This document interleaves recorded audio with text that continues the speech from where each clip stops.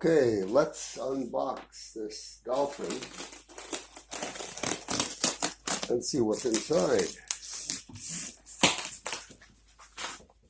Like everything from China, it's very well packed.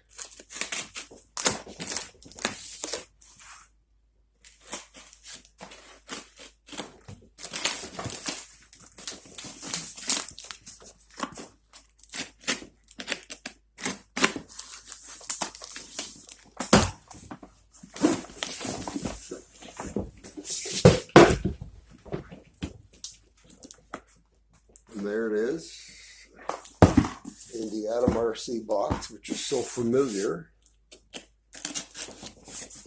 from sites like Mr. D in England and Painless 360. I believe he's in Scotland. I hope I'm right. And how do you open this? Let me see. This is really well wrapped. Let's take it down here.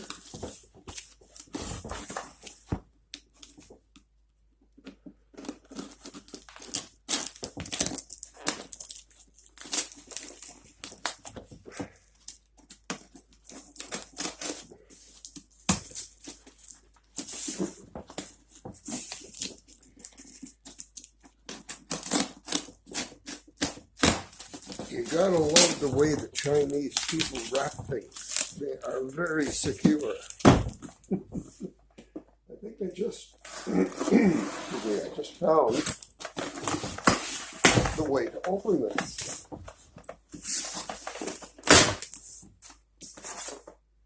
And there's a very nice card from AtomRC. You just click on or take a picture of the link and download the manual, I would imagine.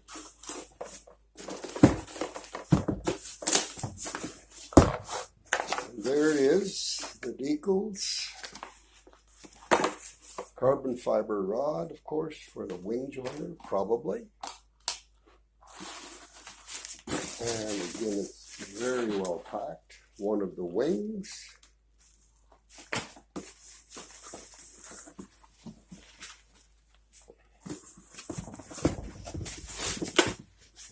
Lots of foam, and the body of the plane.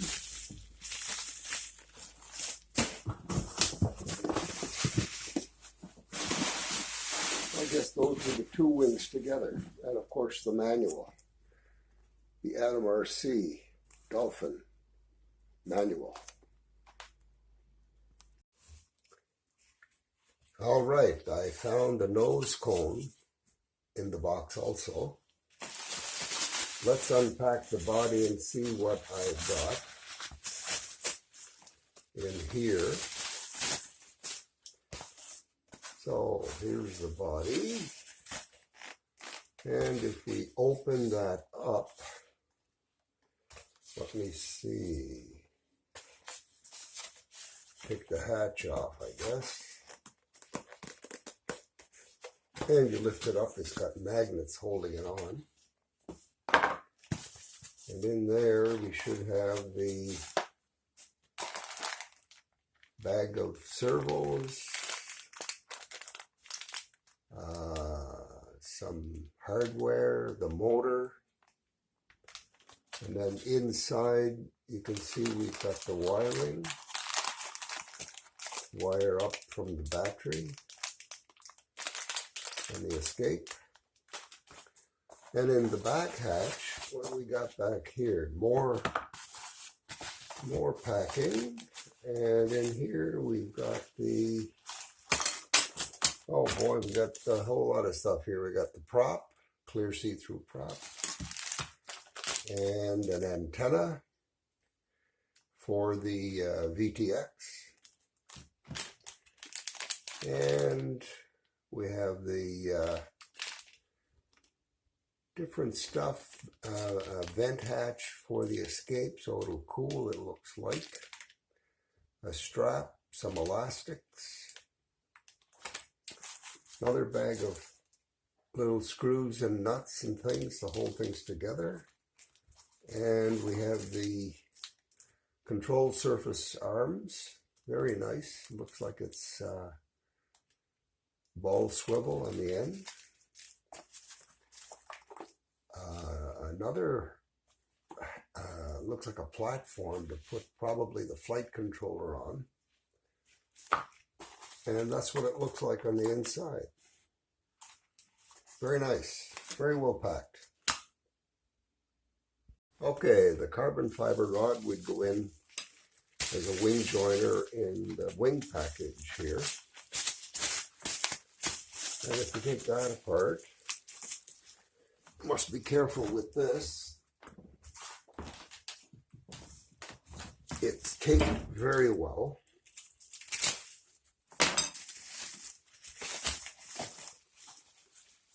Oh, the control horns are already on. And there's the stabilizer. So that would go probably something like this. This goes in through here. That would go through the body, I would imagine. Yeah, right here. Goes through the body like that. And then the other wing goes on this side, like so.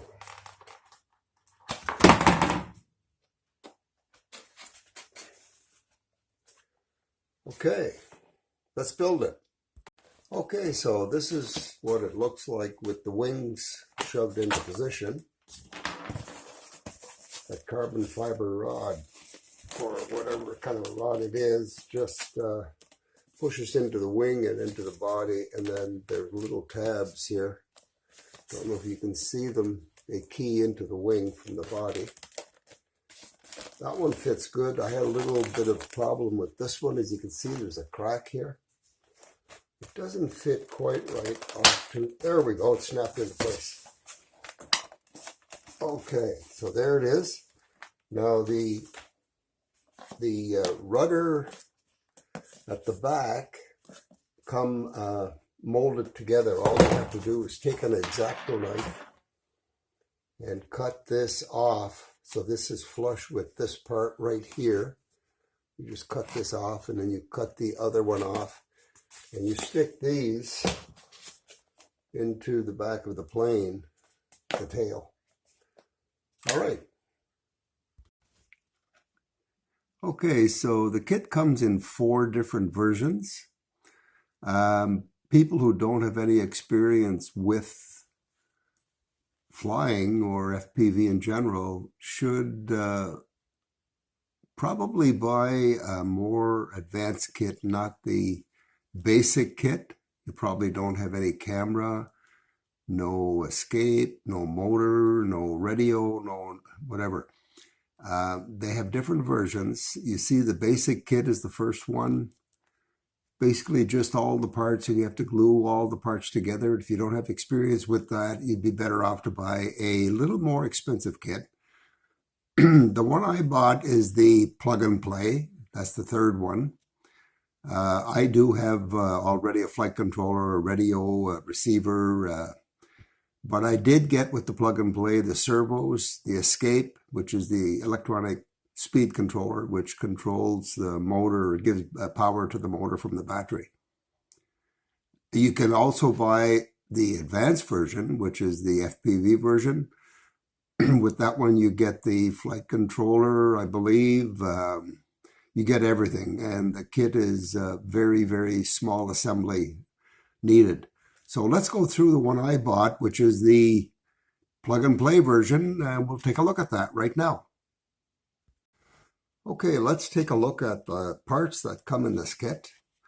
And by the way, that card that comes with the kit, where you can scan the code and get some more information, has a list of the bolts and screws on the back. On the left side, you see they give the type of bolt. And on the right side, they give an idea of where it's used. Okay.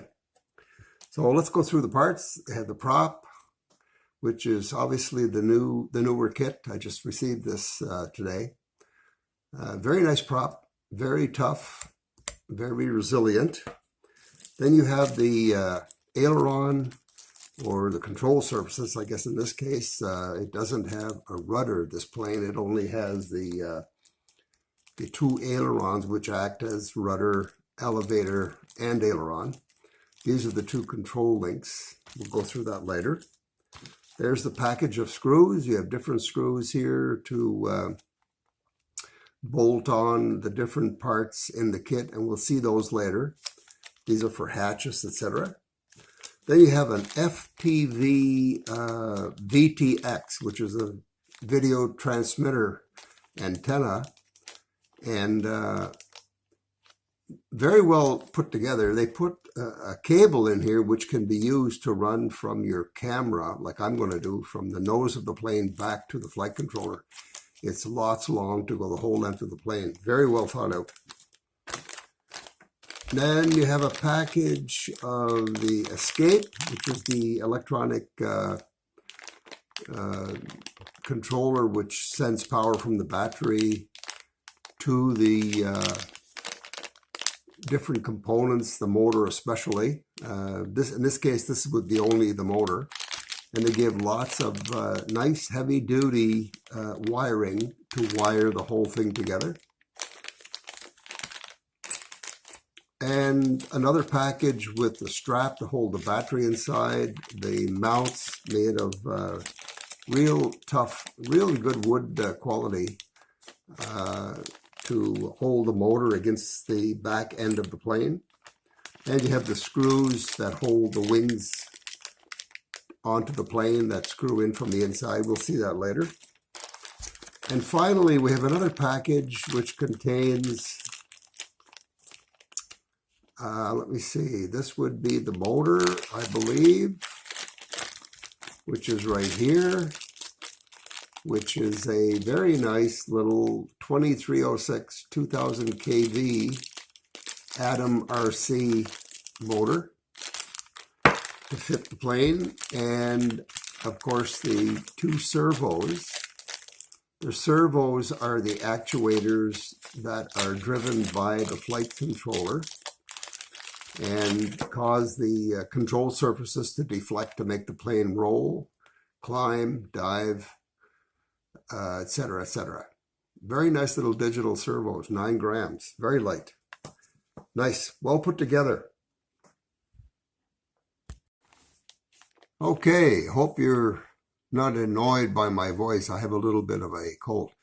We're going to start with this bag, which is the escape that we're going to install in the back of the model. And in that bag, we've got the following.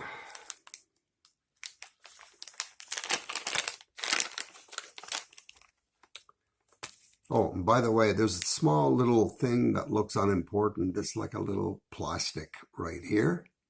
Don't throw that away. That's going to be used to heat shrink around the escape so it doesn't get shorted out by anything. So be sure you keep that.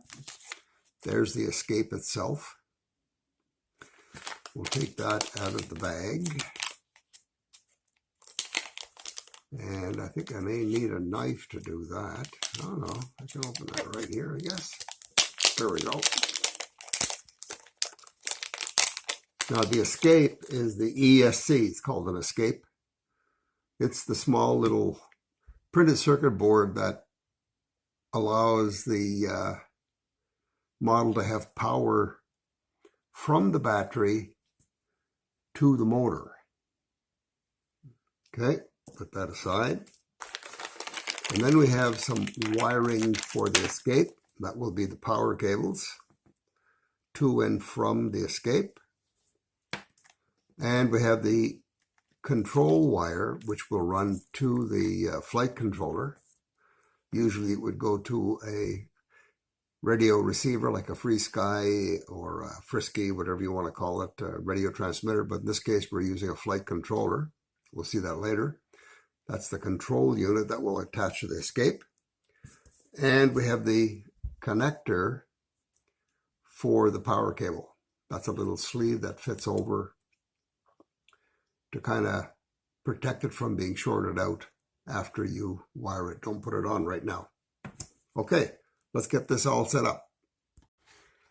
So if you want more details on how the whole thing goes together, you can always go to the AtomRC.com site, which is right there.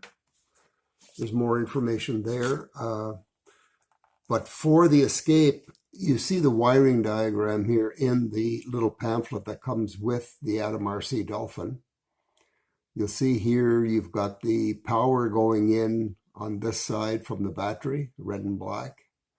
And then on the other side, you've got the wires going out to the escape. Okay, let's get busy on that. So you'll see here on the escape, there's little pads. This is the output side, the 3-tab side, where we're going to solder the wires to. This is the input side, where you've got the 2 little solder pads for the positive and negative.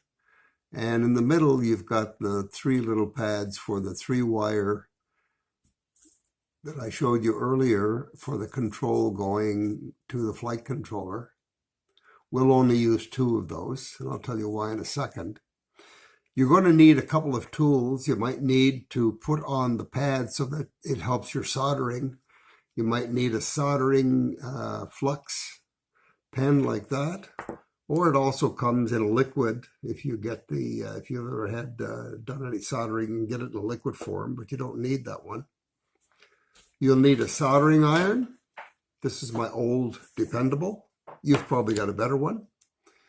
You'll need some fairly small soldering wire. 2 to 3 millimeters is good. Both this size is not bad. You'll need a wire stripper, or you could use just an X-Acto knife and cut the shielding off the cable to bare the wires before you solder them. And of course, helping hands to hold everything together. You can just snap the wires in there like so. Hold that one there. Say you're soldering that to the connector. You put the connector in this one. Then you can easily, after the wire's bared, put them together. It'll hold it for you and you can solder it. Okay, let's do a little soldering. Now you're going to need a capacitor to put on the power leads into that board so that you don't burn out the escape in case of a short or an over voltage in the battery or whatever. I'm using, this is a 35 volt capacitor, 1000 UF. Usually you use 2 to 3 times the voltage of the highest expected voltage in the battery. And since I'll be using a 4S on this aircraft, a 4S is 4 times 4 cells. That's 4 times 3.7, which is 11.1 volts. So twice that is about 22 volts. 3 times is 33 roughly, and I'm using a 35 volt. So this one should be good. Now you have to bend these capacitor leads around and solder it onto the board first. Makes it easier because the capacitor will hold itself there while you solder the power leads on, because you'll have always one lead of the capacitor touching and welded while you, or soldered while you do the other one. So just bend the leads out slightly like that. And you got to watch on this board, there's a little positive and a negative sign on the power side. Be sure you get them right. And the negative side of a capacitor is the one with the stripe side of the capacitor. That's the leg, that's the negative. So we'll put that on the negative side like that. And I'm going to put this down on the bottom, and I'll make a little hole in the foam of the plane to hold it. So just bend that around the board like so. And then we'll solder that on. If I can get this here, there we go. And I'll just bend it like that. All right.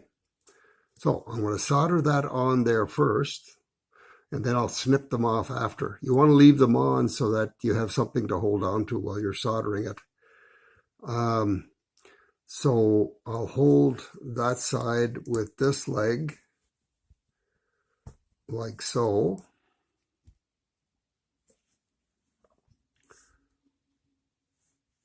And solder that guy on there. All right.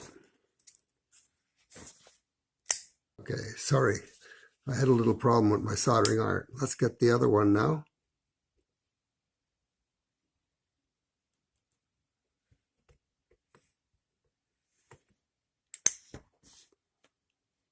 There we go. I could use a little bit more on that one. Okay, so before we finish the soldering, which is the motor leads on the other end, take the motor and twist the 3 wires together like this, so they're all like one bunch. That will make it easier to poke it up through from the motor hatch in this hole right here, up through into the escape compartment, which is right there. And you can see the wires coming through, I hope. There we go. There we go. If I can just grab that. I think I'm going to need a pair of pliers. Just 1 second. Okay, it decided to pop up just when I went to get the pliers. So there it is. Pop that up like that because the motor is going to go in here like this. Okay. Now we'll just solder each of those wires onto the board.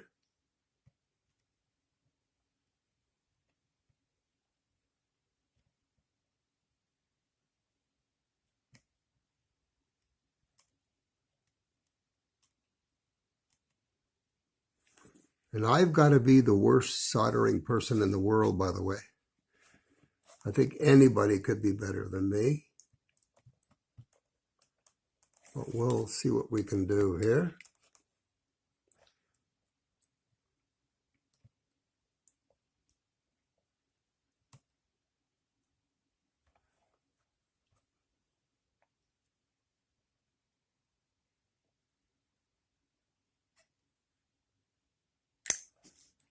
Hey, that looks pretty good. All right. Now we'll just snip those little whiskers off of the capacitor leads. We don't need them.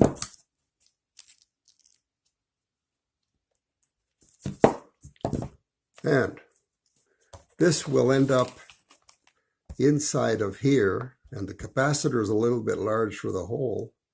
So I'm going to cut a little bit of foam out in there so I can put that down inside like that. And these leads are going to go back inside the plane up to the power from the flight controller for the escape. Okay, so while you were away, I soldered down the control to the escape, which runs to the flight controller. The red wire goes right there. You'll see a small little soldering pad there. The black wire goes over here on the ground. This is 5 volts. And the middle one is the signal, the white wire. Now, if you don't have any soldering skills, I would suggest to get some help to do that. It's very, very tiny soldering. And after you've finished, get a voltmeter like this one or something similar and just test to be sure that there's no continuity in those connections that you just did at the other end of the connector. Be sure that you don't get any continuity there. Good, because if you did, it would show as 0.000. There would be continuity. That would mean that you've got a short somewhere in the soldering right here. There's some soldering touching, or it'll have to be corrected. Okay? Okay, so we're getting somewhere. We got the power coming from the flight controller right here. I put a connector on it just in case I ever did want to change the flight controller. I don't have to unsolder the wire, so I put a plug there. This is the motor control that goes also into the flight controller. You don't really need the red wire. I'll probably just clip that because all you need are the white and the black. It's powered by the power going back to the escape. We got the motor on. It's a little plywood spacer that you screw into the back of the motor. I did see they do have 2 extras, which could be used if you have a CG problem and you want to put the motor a little bit further out to get more weight on the back. Or you could use it if you damaged one, or if you've got bolts that are a little too long, you want more spacers. These fit pretty good. And got the prop on. I did give it a spin with the power. It works fine. So you want to do that before you go ahead. You want to be sure there's no problems with the motor before you get everything else installed. You want to be sure that it turns. So power it up. Just hook it up to a radio receiver on the throttle channel. Be careful when you do start it though. Better to have the prop off, not on. I just have it on for demonstration here. You don't want to get your fingies in that. That thing turns pretty fast. So there we go. We're getting ahead. At the bottom, you'll see I put the plastic on. The wire was a little bit longer than I needed. They gave lots of wire. So I just curled the wire up over the top of the escape, or the bottom of the escape, I guess in this case, and I put the heat shrink on over it. Now I put a large capacitor on here. You don't need that, but it's good to have in case it protects your motor in case of a surge or a short. I put a 1000 UF 35 watt capacitor, as I showed you when I was putting it all together before. So we're getting somewhere. I just have to screw the back of the motor on here, and then we'll start working on the rest of the model.